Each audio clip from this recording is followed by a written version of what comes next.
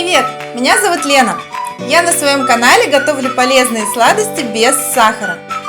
Сегодня я помогу вам сэкономить время и деньги. У меня 3 детей. И самый разгар моей кондитерской деятельности, когда я готовила по несколько тортов в день, пришелся как раз на тот период, когда моей младшей дочке было меньше года. У меня накопилось столько лайфхаков, которые помогали мне иногда в 2-3 захода на кухню буквально по 10-20 минут приготовить целый торт. Сейчас я вам все расскажу. Для начала, друзья, подружитесь с заморозкой. Это очень упрощает процесс. Сразу скажу, что замораживать нельзя 100%. Все ПП-торты, которые содержат в составе крема или мусса, кисломолочные продукты.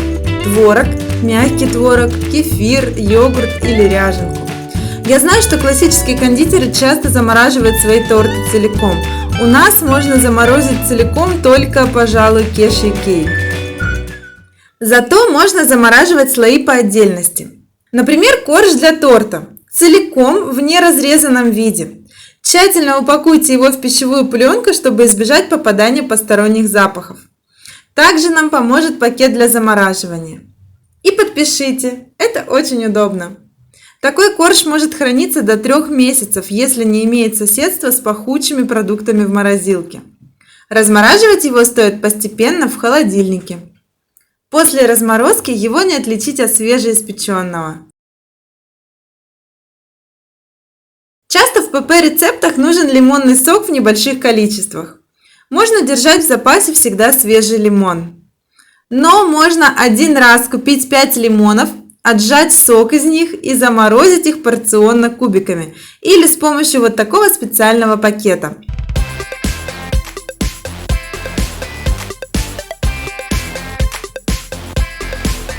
В нужный день достаньте за час до использования кубик, и ваш лимонный сок готов. И, конечно, эта идея незаменима в жаркий день, когда хочется холодного лимонада. А бывает, есть лимон, но сейчас вам не нужна цедра от него. Просто заморозьте ее, и вы почувствуете облегчение, когда вдохновение подскажет вам положить именно в этот бисквит цедру лимона, а она у вас точно всегда есть. Также поступаем с апельсиновой цедрой и соком. И аналогично я замораживаю свекольный и вишневый сок для окрашивания коржей, кремов или глазури. Когда я готовлю тесто для печенья, которое может понадобиться для украшения тортов или в основу для чизкейков, я всегда готовлю как минимум в 2 раза больше. При этом часть печенья можно испечь впрок и хранить в плотно закрытой баночке около 3 недель, и у вас всегда будет чем украсить торт. А часть теста я упаковываю в пищевую пленку, подписываю и отправляю в морозилку. В нужный момент я достаю тесто, размораживаю его в течение 8 часов в холодильнике и пеку печенье. Кстати, чтобы испечь печенье для чизкейка или для шоколадной колбаски, не нужно тратить время на вырезание красивыми формочками. 10 секунд и готово. Кроме того, можно заморозить тесто для торта Наполеон. Там используется тоже крутое тесто под раскатку. Так что делаете Наполеон, сделайте в 2 раза больше теста, и вы существенно упростите себе жизнь в следующий раз. Также можно поступать с любыми начинками на желатине, крахмале или агар-агаре. Готовите начинку? Сделайте в 2 раза больше, заморозьте, и у вас всегда будет запас, что положить в торт. Наши тортики можно красиво украсить полезными конфетами. На торт обычно уходит от 80 до 150 грамм конфет. Приготовьте в 2-3 раза больше и заморозьте эту смесь. Вы не потратите на это ни одной лишней минуты, но в следующий раз сильно упростите процесс декора торта. Аналогично поступаем и с глазурью. Например, глазурь молочный шоколад, рецепт которой есть на моем канале, очень вкусная, низкокалорийная, имеет прекрасные свойства, удобна для подтеков и покрытия тортов. В комментариях вы сравниваете ее с зеркальной глазурью. Но готовится она чуть дольше, чем просто растопить шоколад.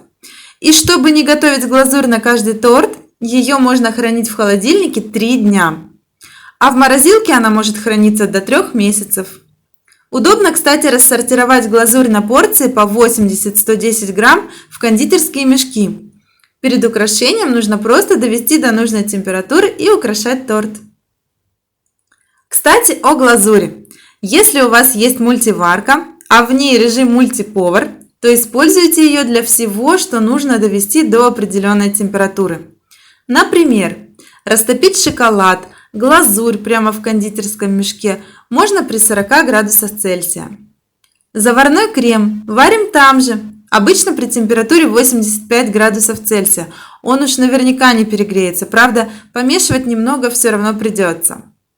Растопить желатин и не перегреть его, даже если вас, например, отвлекли. Это 60 градусов Цельсия. Многие считают, что миндальная мука дорогая, а овсяная невкусная. Это отчасти правда, но и то поправимо. Их можно сделать самостоятельно, и они во многом будут даже выигрывать магазинным аналогам. Для миндальной муки измельчаем миндаль в мелкую крошку, но тут важно не переборщить. Не доводить до того момента, когда выделяется масло и крошка начинает слипаться. Это должна быть сухая мелкая крошка. В большинстве рецептов ее можно использовать даже в таком виде, а можно просеять через сито. Оставшуюся в сите крупную крошку прекрасно можно использовать в ПП-конфетах, например, Рафаэлло. А здесь мы получаем очень ароматную, абсолютно натуральную миндальную муку мелкого помола. С овсянкой поступаем точно так же. Но кроме просто измельчения, овсянку нужно еще и тщательно выбрать. Конечно, это должны быть хлопья долгой варки. И самое важное – это вкус. Овсянка имеет свойство прогоркать при долгом и неправильном хранении. От этого бывает горький привкус у покупной овсяной муки и даже у овсяной каши. Поэтому выбираем вкусную крупу, из которой получается действительно вкусная каша, без какого-либо горького привкуса. И из нее делаем муку. Перемалываем в мелкую крошку. А если вы хотите получить максимально нежный корж или воздушный бисквит, просейте муку через сито. Вот такая мелкая и очень вкусная овсяная мука получается. Она прекрасно подойдет для печенья и самых разных коржей. Ну а как легко и просто приготовить разрыхлитель впрок, чтобы не бегать за ним в магазин, я уже показывала. Ссылочку на видео оставлю вам в описании. И простейший лайфхак, а точнее это просто необходимость, если вы готовите торты по точным рецептам. Взвесьте и запишите вес всех емкостей, которые вы используете в приготовлении. Это может понадобиться, например, если вы случайно сбросили весы или забыли их включить, а ингредиент уже насыпали. И это просто необходимо, если вы приготовили тесто и его нужно разделить, например, на 3 равные части.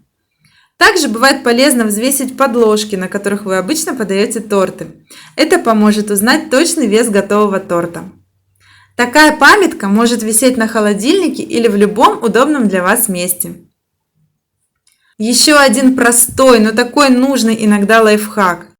Если вам нужна форма для начинки определенного диаметра, то ее проще всего сделать из фольги. Берем любой предмет нужного диаметра и оборачиваем его фольгой. Подгибаем края до нужной высоты и снимаем фольгу. Получилась вот такая формочка, которую к тому же можно использовать несколько раз. Застилаем ее пищевой пленкой для удобства извлечения начинки. И выкладываем начинку. После застывания останется просто вынуть пищевую пленку из формы, а форму можно использовать повторно. Надеюсь, эти простые лайфхаки вам пригодятся, упростят и ускорят процесс приготовления полезных тортиков. Спасибо за просмотр, ставьте лайк и подписывайтесь на мой канал, чтобы не пропустить следующее видео. Пока!